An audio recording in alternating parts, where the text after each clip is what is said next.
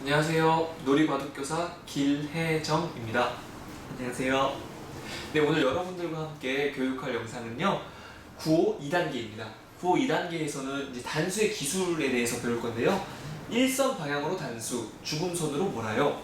그리고 우리편 방향으로 단수, 우리편 방향으로 몰아요. 그리고 부둑탕승, 바둑의 10개명 중 하나죠.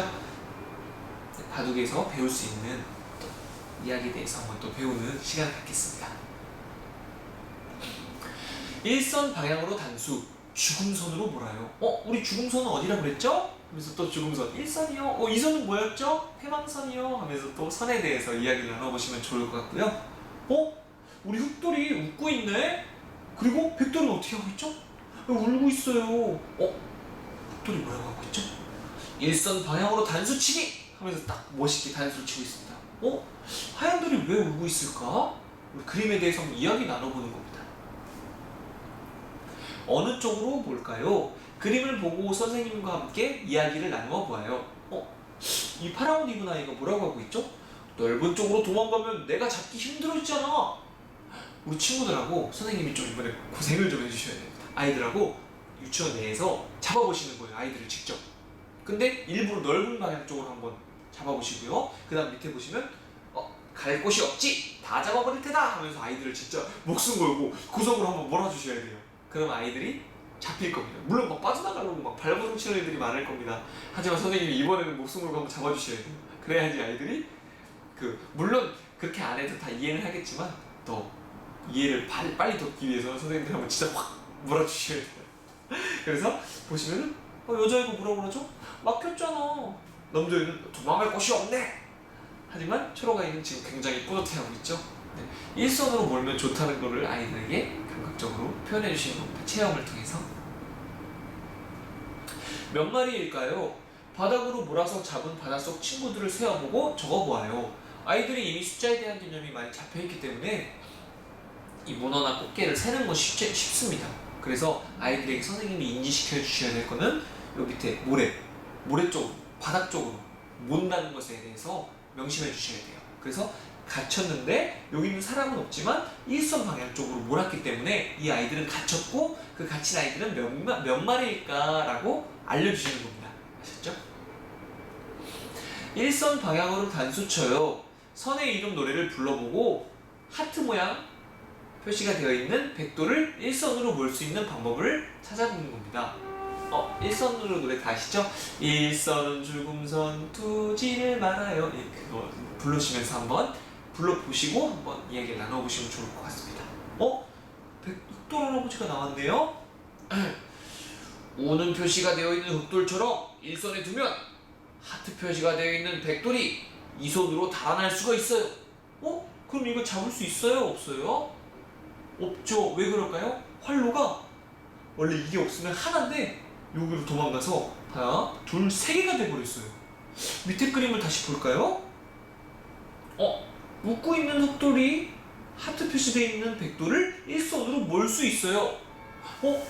이렇게 하면은 어떻게 돼요? 자, 2번처럼 죽음선인 일선 방향으로 단수를 만들어야 상대가 도망갈 곳이 적어져요. 무슨 말이죠? 이 상황에서 1번처럼 갔더니 백돌의 활로가 3개가 됐어요. 근데 밑에처럼 일선 죽음선 쪽으로 몰았더니 활로가 2개밖에 안 돼요.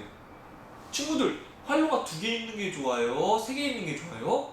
그쵸? 3개 있는 게 좋죠. 근데 만약에 내가 남의 돌을 잡으러 가는데 남의 돌 활로가 2개면 좋아요? 3개면 좋아요?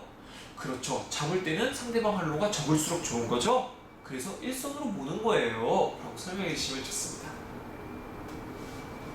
먹이를 잡는 가장 좋은 방법은 무엇일까요? 먹이를 잡는 가장 좋은 곳에 스티커를 붙여보아요. 이쪽은 빙판입니다. 펭귄들은 빙판 위에서 살잖아요. 그래서 바닷속에 있는 물고기를 잡기 위해 빙판 쪽으로 유인을 하는 거예요. 그래서 스티커를 이쪽에다 붙여주시면 됩니다. 마찬가지로 여기 육지죠? 그래서 도망갈 곳이 없게 하기 위해 상어가 이쪽에 있으면 되고요. 마찬가지로 울타리가 쳐져 있는 쪽으로 늑대가 양을 몰면 됩니다. 좁은 곳으로 몰아요. 좁은 길로 잘 몰고 있는 양치기를 모두 찾아서 동그라미를 하는 건데요. 1번, 2번, 3번 중에 어디가 틀렸을까요? 예, 맞습니다. 일선 쪽으로 몰지 않은 이 양치기가 틀렸습니다. 이 양치기가 원래 이쪽으로 가서 일선으로 몰아야 되는 거죠. 예, 다 알고 계실 겁니다. 만약에 아이들이 이때쯤까지 이해를 잘 못하고 있으면요, 착착 바둑판으로 바둑돌을 대신해서 이 상황들을 설명해 주시면서 마찬가지로 90도 돌려가면서 계속 이야기를 나눠보시면 좋을 것 같습니다. 바둑을 체험해 보아요. 항상 바둑을 체험할 때 인사부터 하고 하시는 거 아시죠? 예, 얘를 항상 먼저 갖추고 바둑에 들어가는 거를 항상 아이들에게 인지시켜 주셔야 됩니다. 이 상황으로 바둑돌을 놓은 다음에 아이들끼리 바둑을 2개 하시면 좋을 것 같습니다.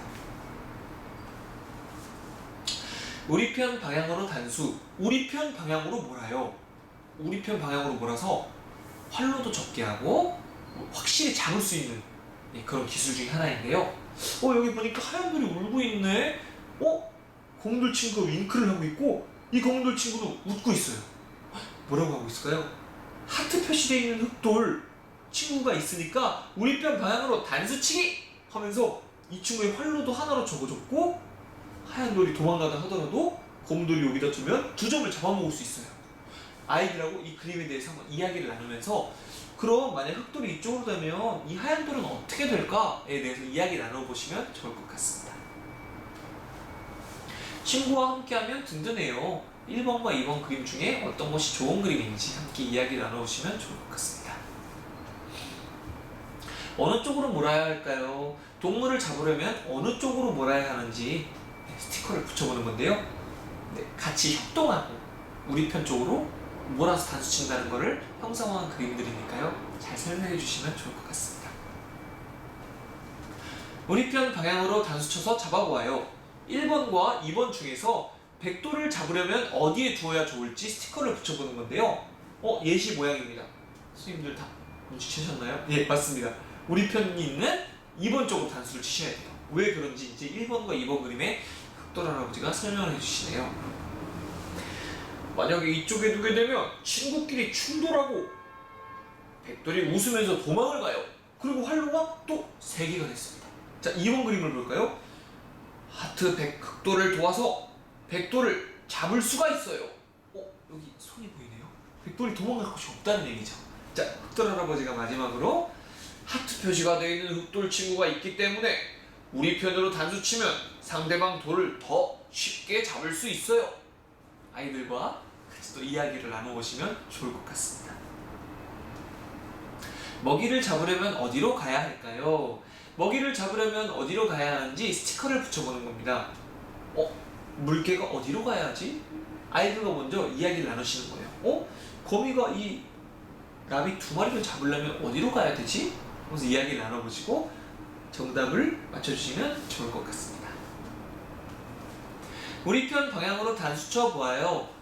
하트 표시되어 있는 백돌을 잡기 위해 흑돌을 놓아야 할 곳을 스티커를 붙여보는 겁니다. 예시가 다 나왔던 그림이죠. 방금 전에 거미와 물개가 이쪽과 이쪽입니다. 네, 아이들과 또 이야기 나눠보시고 실천할 수 있도록 유도해 주시면 좋을 것 같습니다.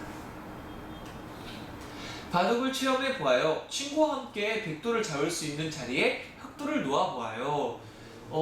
이 그림을 각각 모서리에 아이들 바둑판의 모서리에 배치해 주신 다음에 바둑을 2개 해주시면 좋을 것 같은데요. 그 전에 선생님 착착바둑판에서 이 모양을 미리 준비해 놓으셨다가 아이들끼리 한번 두어볼 수 있게 아이들이 나와서 체험해 볼 수 있도록 한 뒤에 진행해 보시면 좋을 것 같습니다.